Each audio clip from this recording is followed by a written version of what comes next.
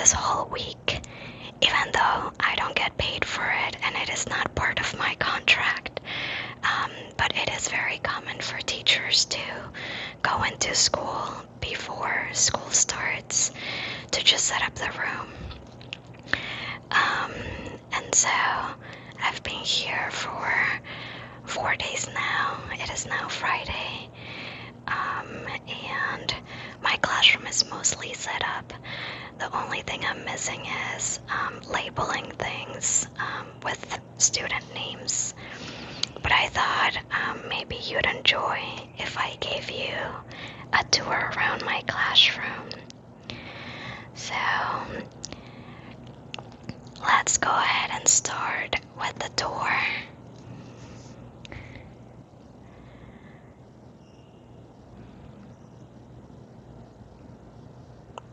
I decorate my door with this sort of forest decor.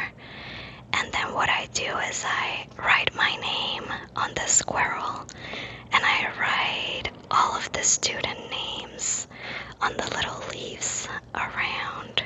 Then once you enter through the door, the first thing you see are our trash can and our recycling bins. Don't mind that big bag over here.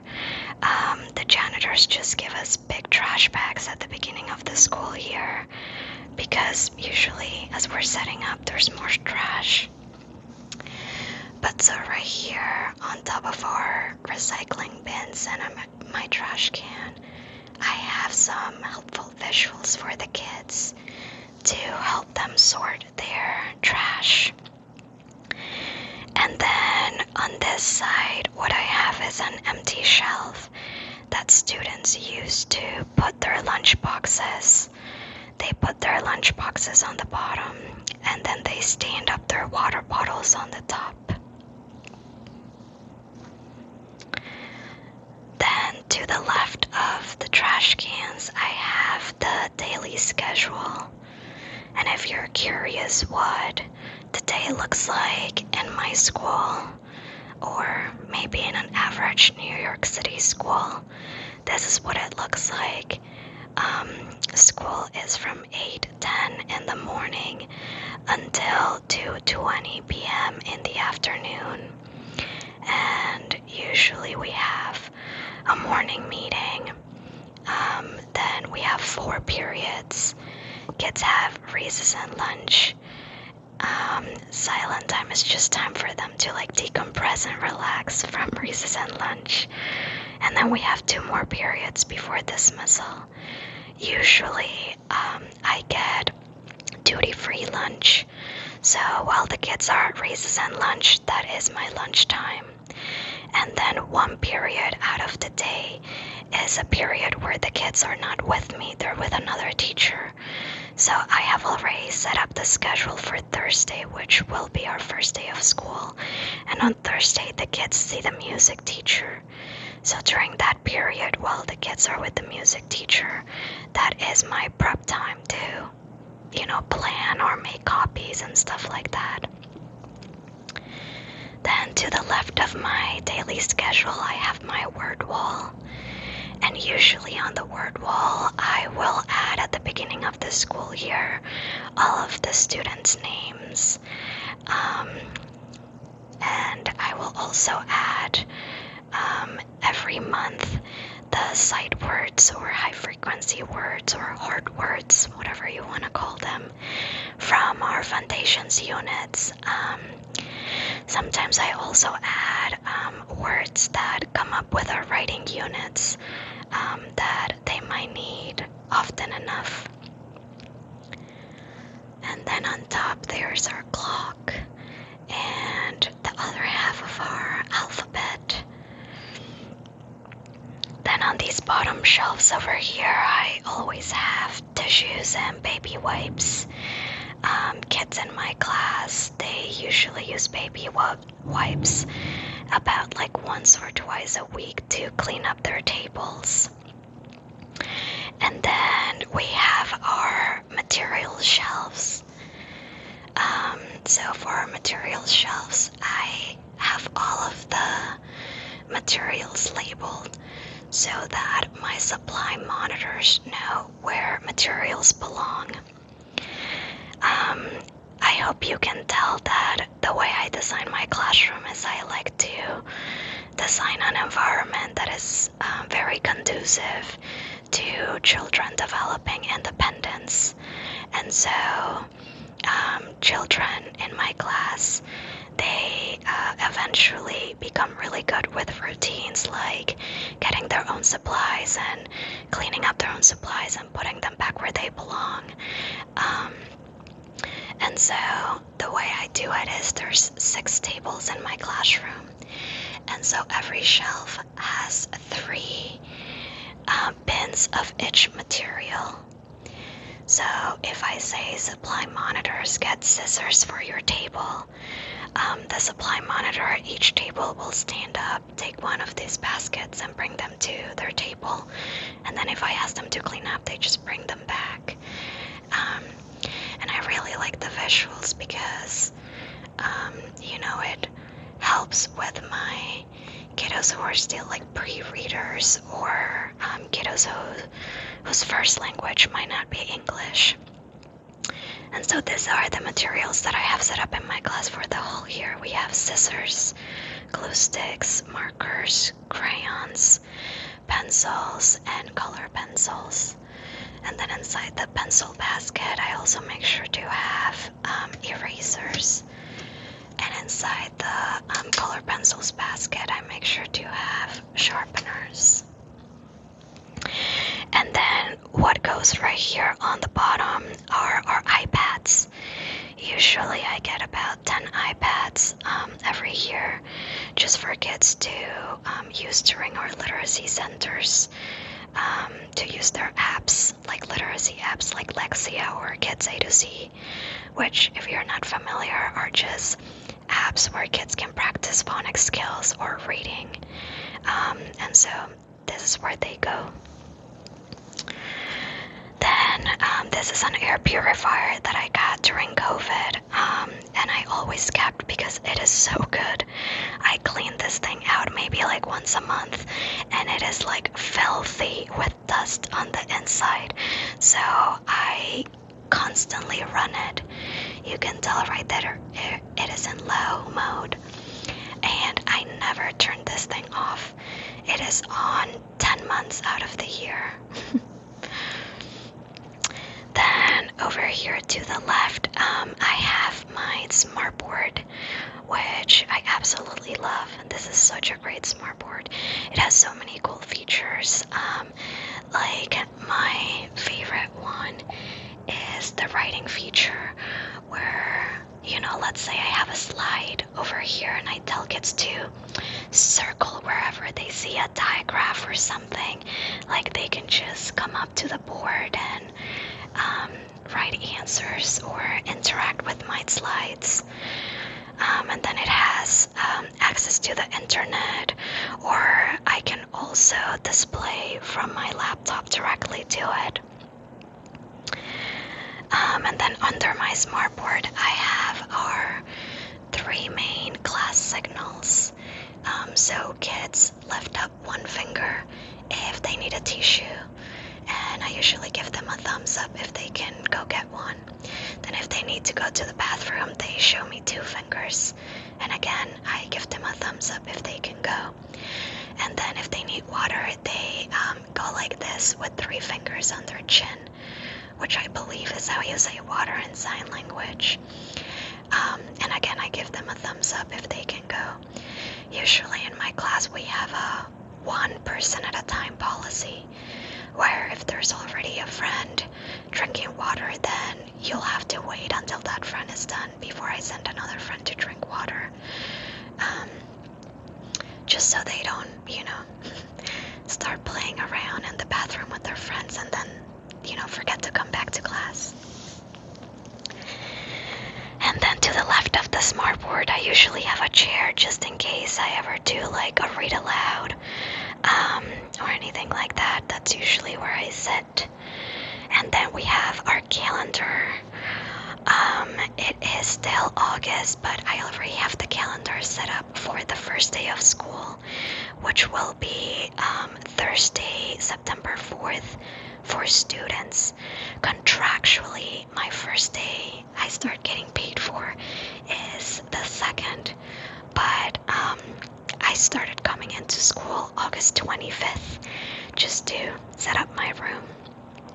So, give some love to the teachers in your life.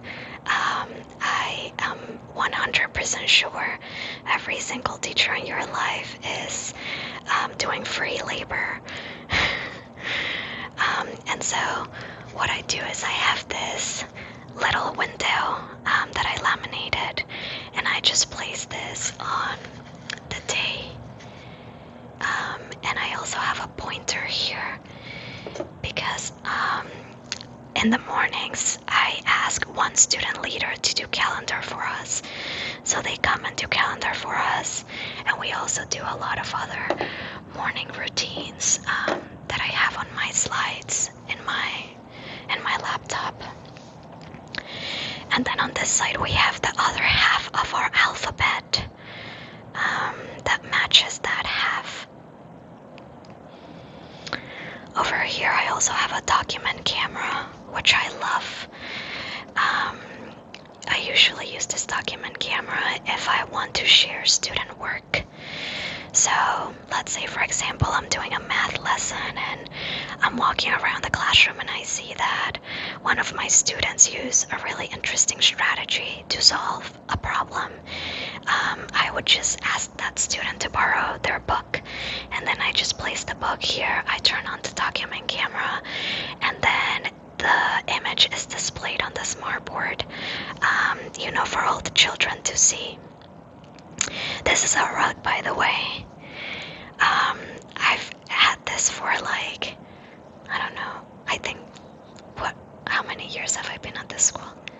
In this classroom, I've been 7 years. So I've been 7 years in this classroom, but overall in the school, I've been at this school for 9 years.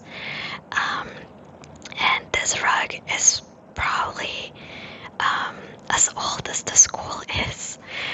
The janitors do a great job vacuuming it every day. They actually vacuum almost every day. But unfortunately, I think this thing really needs to be washed. I wish I had one of those machines that you fill up with water to wash your rugs. Because it's dirty, unfortunately. But I love that it has spots, because I assign each student in my class a rug spot, and so they already know if they're spot number 2 blue, spot number 3 purple. And then if we ever need to make a circle, then it's very easy for me to just tell them, set on a letter, and then that way we have a circle on the rug, which it's pretty convenient. So then underneath my document camera, what I have is this little podium, which just serves as storage. We use these materials like this ball and these dice to do fun activities, warm-up activities in the morning for morning meeting. And then over here I have a few books that I don't really have anywhere else to store. And this, my husband actually got this for me because I get sick so often. I mean, guys, schools are like petri dishes. I catch everything and anything that the kids get, and because I get sick so often, I lose my voice quite a lot. And so he got this little microphone amplifier for me to use in the class, which I get so much use out of this. And then it makes me feel like Britney Spears every time I use it. And then to the left of that podium, I have my rainbow card. And on this rainbow card, I just have the materials that I need for every single subject. So, for example, Foundations, which is our phonics program. I have the whiteboard I use, the dry erase markers I use. Then I have our phonics cards, just everything that is really of like daily use for that subject. Same for like writing. I have all of like my writing, like graphic organizers and resources for the kids to use for each writing unit. And then usually in my read alouds bin, I'll have all of the books that I'm reading aloud that week. And then on this side, it's the beginning of my classroom library. Unfortunately, my cushion has not arrived. I purchased the cushion a few days ago for this bench, just so children can sit and be more comfortable on the bench during independent reading time.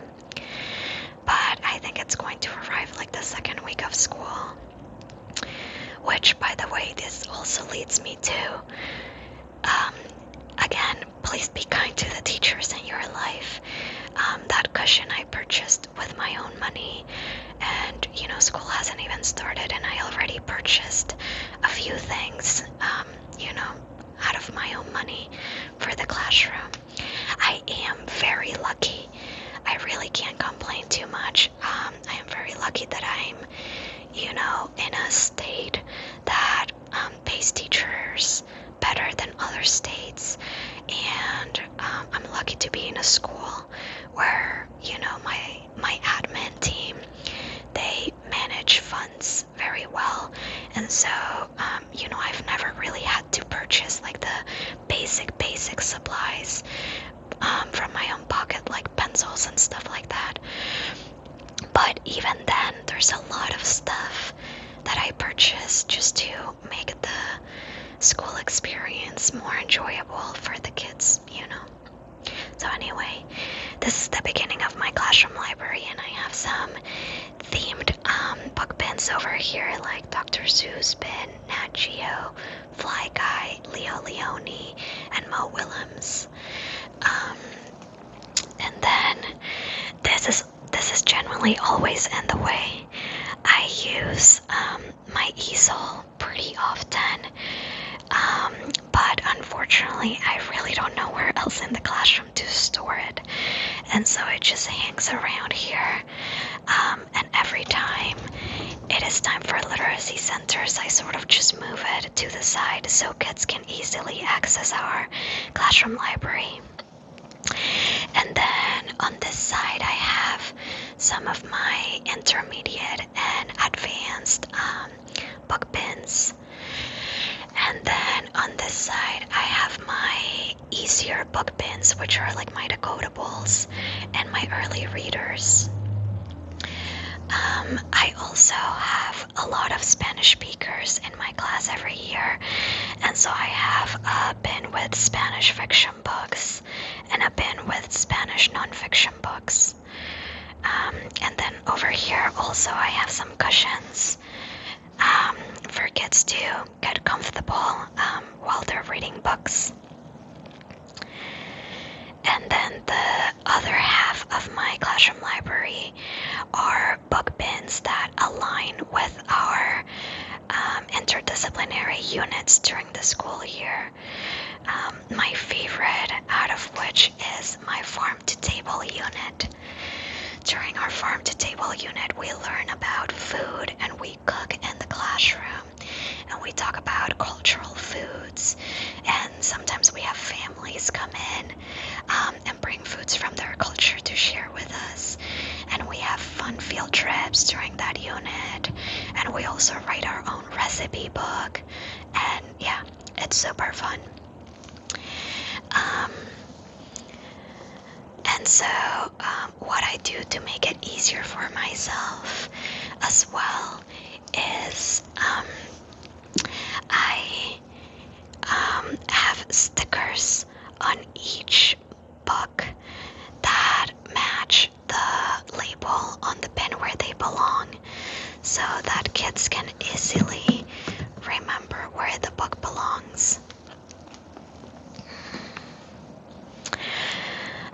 And then over here I have my book shopping poster, because once a week kids are able to bring books home in one of these book baggies.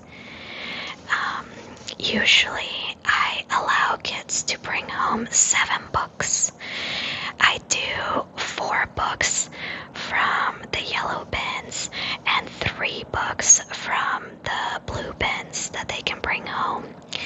And I do 7 because the idea behind it is that they always have access to at least 1 book to read every day. If you're not in education, first grade really is the grade where children develop their reading skills the most. It's the biggest jump. And so it is a priority for them to practice reading every day. And, some children, maybe they have their own libraries at home, or maybe their parents have time to take them to a public library, but some maybe don't. So I definitely like to make sure my kids are bringing home every week 7 new books for them to read. And I make sure to tell their families what their book shopping day is. I actually put a little paper in their book baggie that says that, so that families know when to send in the book baggie. So let's say, for example, your kid's number in my class is number 8. Then Tuesday would be their day to bring the baggie and change out the 7 books they already read with 7 new ones for the next 7 days. And then on the left of my classroom library, I have my teacher's mailbox.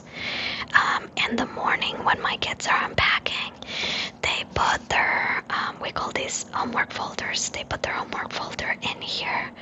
And then whenever I have time, I look through all of the homework folders to see if parents send in any notes or anything for me. They do get homework packets with a few like literacy and math pages for practice, but I only collect those packets once a week. And then after I check their folder, it goes in their mailbox, so that at the end of the day they can take everything from their mailbox and put it in their backpack. And if there's ever like a flyer or paper that they need to bring home, I just put it right there in that mailbox on top of their homework folder. And at the end of the day, they take the papers, they put them inside their homework folder and put that in their backpack. I am not done setting up their homework folders yet, but usually in the front, I put a paper with their number and their name and some class reminders. And then on the inside, I usually place stickers with their username and password for the apps that we use at school.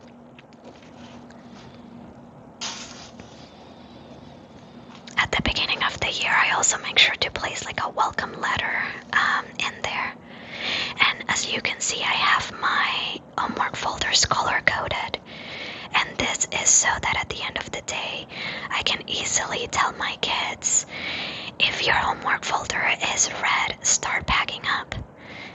And then as soon as all of the red students go to the closets to get their backpack and are done checking their mailbox, I say, okay, if your homework folder is orange, now you can go to the mailboxes. And so that way it's not super crowded here whenever they're checking their mailboxes. The walls at the beginning of the year look pretty bare, but over here usually I will put their hopes and dreams that they write the first week of school, where they tell me what they hope to do or gain out of this year in my class. It's super cute. A lot of times they say, I hope to become a better reader, or I hope to make new friends, or I hope to go on a field trip. And then at the end of the year, we look back at their hopes and dreams and we realize how many of them were met. Usually every single one of their hopes and dreams is met during the school year, which is great. And then I also have these ropes with clothespins hanging from my windowsills, just to hang student work throughout the year. I love for kids to be able to feel like ownership of their classroom. And one of the ways I do that is by always displaying their work in the class. Then in this little corner, I have pencils that are ready to write, and then I always have a cup that says sharpen please. And if there's ever a dull pencil, the supply monitors, they just bring it over here, and whenever there's a few of them accumulated, I sharpen them. Then I have my math pen for whenever I pull small groups here at the bean table. And I may use some math materials and resources. I have a little board over here. This is my reading bin, where I have reading supplies for all of my reading groups. And again, when I pull small groups here for reading, those are the materials I use. I may also need, dry erase markers or color pencils. These are for the students to use. I have a timer because whenever I pull reading groups, I make sure that I see each group for 15 minutes, and I see 3 groups every day. So I do 3 rotations. And then this is actually super cool, is a little vacuum. My best friend got it for me, and so whenever my kids are doing, let's say for example, I pull a small group for writing at the bean table. During writing time, usually they erase a lot, and so I use this little vacuum to vacuum all of their eraser butts. And then over here I have my math manipulatives, and I have them all labeled. So, for example, this one says pattern blocks, and it is the pattern blocks. There's so many math materials that we use throughout the year, so they're all there, super organized. And then to the left of my math materials, I have some more books. Up here, I have books that are pretty challenging, and so those books I usually only use for the second half of the year. Around the second half of the year, when my kids have already developed their reading skills, I change out some of the books from these bins that are like pretty easy for them, and I replace them with more challenging books that I usually store up here. And then I have my bins with teacher supplies over here, like pens, glue, paint, crayons, glue sticks, post-its. And then on the inside you can see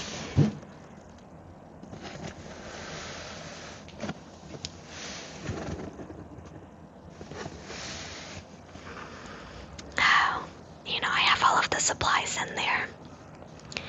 Then over here I have my teacher binders with all of the original hard copies for worksheets and assessments and such that I'll need throughout the year.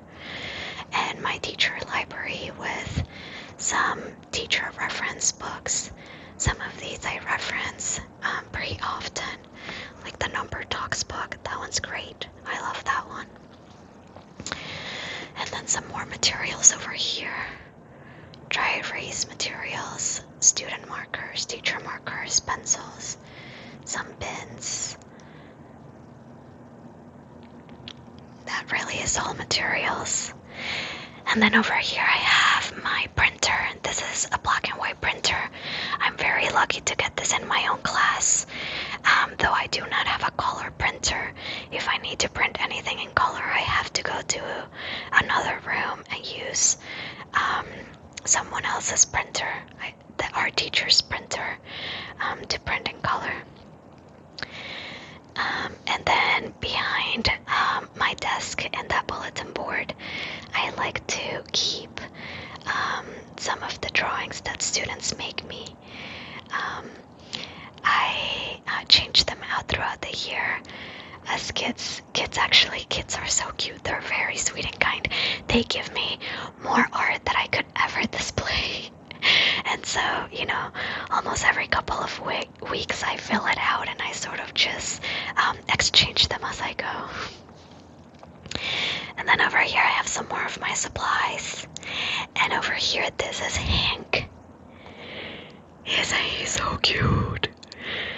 Hank is a little felt octopus that I bought at a craft fair in London when I went with my husband. It is so cute. He makes me so happy. I look at him all the time. Yeah, just some more, teacher materials. I never use these desktops. That's why there's not even a keyboard. I've never used them, in the 7 years I've been in this classroom. I always just use my laptop. And then over here, I have my microwave, which we use quite a lot for our food unit because we do a lot of cooking during that unit. But I also, it saves me time during lunchtime to not have to go all the way to like the teacher's lounge and, warm up my food. There's some more materials down there. I forgot to show you. Yeah, some more materials down there. That one is a game changer. This is one of those cutters. I don't know what they call it, but it's just so useful. I use it so much. Another one of my best purchases, which is behind there, is my Amazon laminator. So, yep, game changer. Then over here, we read the book, How to Fill a Bucket, where we talk about ways to be kind in our class, and then kids do a little activity, and I fill out that bulletin board with their work. And then on this door, usually, this is our vocabulary wall, this door, and so all of our vocabulary words for the year go up there. We have a lot, so it does get full maybe around 2 or 3 times a year, and so I just exchange them. But, school hasn't started, so there's nothing there yet. And then over here we have our WITS poster that helps kids remember strategies they can use whenever they have a conflict. They can walk away, they can ignore, they can talk it out, or they can seek help from an adult. Then over here, these are my color papers or line papers that I use throughout the year. And this is my file cabinet wherever I keep all of the assessments from the students. Ignore this. My classroom used to be like a decade ago a pre-K classroom. I'm not a pre-K teacher. My school no longer even has pre-K anymore. But, that's still there from ages ago. And that is a bathroom, though this is not the bathroom my kids use. This bathroom is used by the classroom that is on the other side of the bathroom. So my class doesn't use that bathroom. They go outside of the classroom to use another bathroom. And then over here to the left, I have some more supplies. Over there I have some Ziploc bags. And then there's a sink for kids to wash their hands or drink water. Over here I always keep Band-Aids. Again, I really like to create an environment in which children can be independent. It does make me very sad that I don't have really the time to, put Band-Aids for kiddos when they get hurt.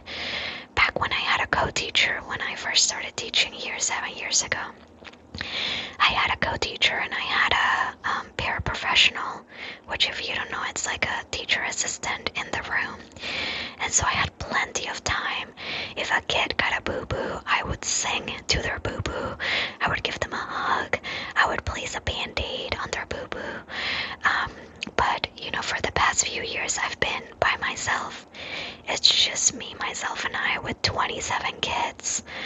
And so nowadays, if a kid gets a boo-boo, I just say, you can go get a Band-Aid. And they come and get a Band-Aid and put it on themselves. A bit sad, but it does help them be super independent. throw materials. They know where to get new pencils. They know where to get their band-aids. They develop great independent skills in the class. And so over here I have tissues and paper towels for the school year, which it doesn't matter how many there are, kids will run through them. And then over here we have some more sort of like cleaning supplies, soap, wipes, cleaning supplies, and hand sanitizer. And all of these are for our food unit. So these are utensils and plastic cups. And up there I have some cooking supplies. I think I have like sugar and stuff like that up there. And then up there I have some books from curricula we no longer use. So they're up there, I don't know, for whenever I'm told that I'm allowed to either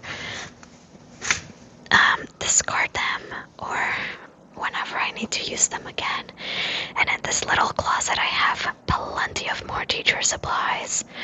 I have some math supplies down here on the bottom. Then I have art supplies over here, some Play-Doh.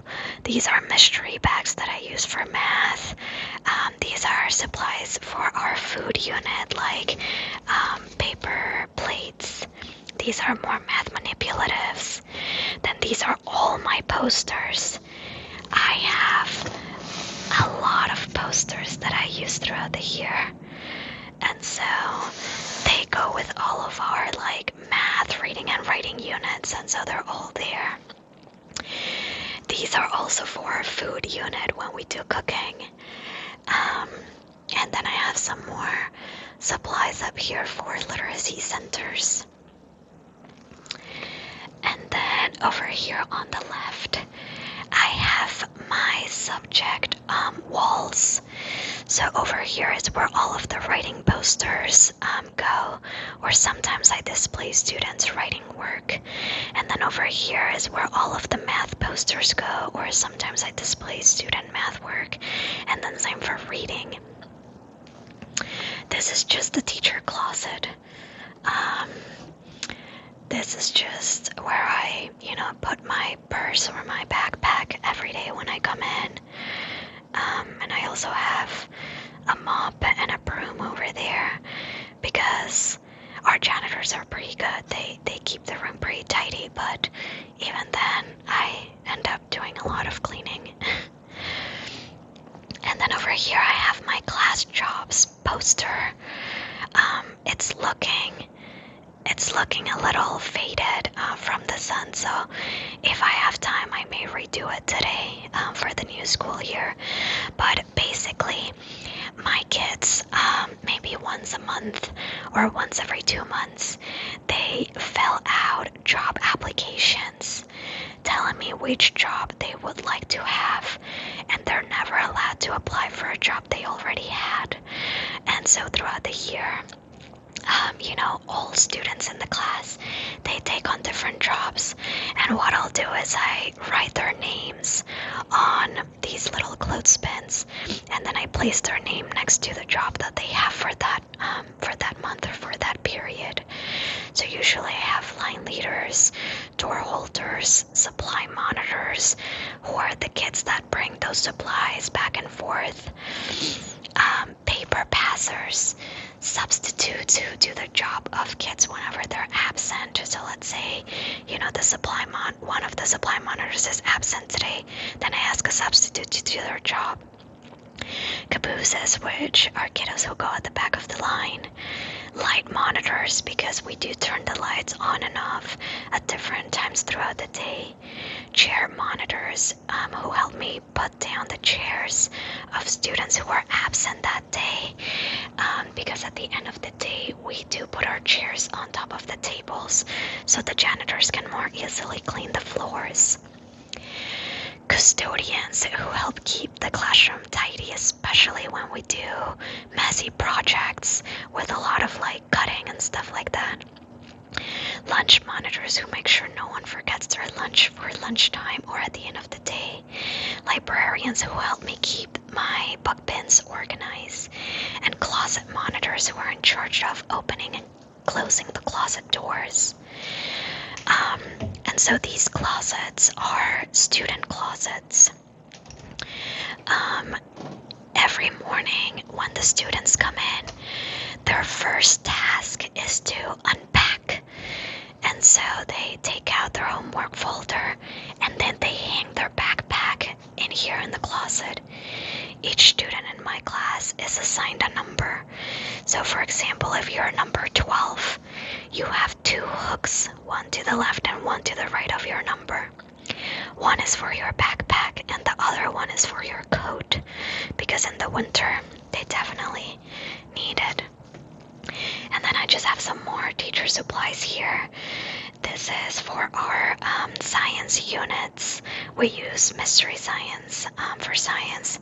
If you don't know, Mystery Science is a great science program. Absolutely love it. And then some more math supplies. These are also science supplies. These are science supplies. Disregard the box. These are boxes from an old curriculum we no longer use. It was called Amplify Science. We no longer use Amplify. I just use the boxes because they're useful. And then over here, this is like my teacher treasure bin. Basically, this whole bin is full of new books. Here you can see it better. It is full of new books. And what I do is every time there's a special time in our class, like the first day of school, or like we're going away for the holidays. We are not allowed to celebrate holidays in my school, but I always give them a winter break present, or if we're celebrating the 100th day of school or the last day of school, or National Read Aloud Day, then I always give kids a present.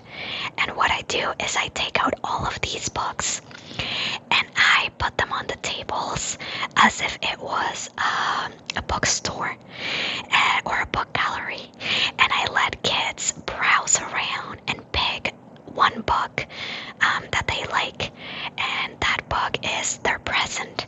And usually what I do is I print out little stickers that say something like, for example, if it's the first day of school, it says something like, welcome to first grade. I'm so excited to have you in my class. This is going to be a great year. And then I put that sticker inside the book that they choose, and they get to bring it home. I love giving kids book presents. And then over here I have some more supplies like wipes and hand sanitizers. These are more dry erase boards for the kids. These are some more supplies for like my bulletin boards. And then all of those up there are teacher books. These are all the books that I read to the kids. So kids are not allowed to, bookshop these books. They never use those books or touch those books or bring them home. These are just mine for our units. And then some more supplies over here like math supplies and headphones and stuff. And then let me show you what our tables look like. So all of our tables are named after our science unit on spinning Earth. So we have sun, moon, stars, meteor, Earth, and galaxy table. And it makes it really easy because I can just say, stars table, come to the rug. Moon table, you can start packing up, right? And then what we have on the chairs here these are called seat sacks, which they get horribly filthy during the school year. So I take them home during the summer to wash. These were just taken to the laundromat and washed last week, but you can see how they're still, like especially on the inside, they still get a bit stained, and that doesn't come off. But I love them anyway because what I do is I place the student's name here and their number, and then all of the supplies for the year are here in their book baggie. So what they get in my class is they get a foundations board, and this is to practice phonics skills for writing. And then they get a blue math folder, a red reading folder, a green writing folder, a yellow centers folder for literacy centers. Then they get a silent time book, which is for free time. They get to free draw here. And then I give them a materials baggie with a dry eraser marker, a dry erase marker and an eraser, and that is what they use along with their whiteboard. Throughout the year I will also add some math materials here, like dice. They use a lot of dice for different math games. I know it seems a bit impersonal to just have numbers everywhere instead of students' names, but if you know anything about New York public schools, my classroom is a revolving door. I literally get new kids all throughout the year, and then I lose kids as well. They leave, they move, they go somewhere else. And so I found it really hard my first few years to just keep up with that, to keep up with the constant relabeling of materials. So I just find it way easier now to just have numbers, I do obviously label some things with their names, like their names go on our word wall and on our door, just not on all materials. So let me give you the final look.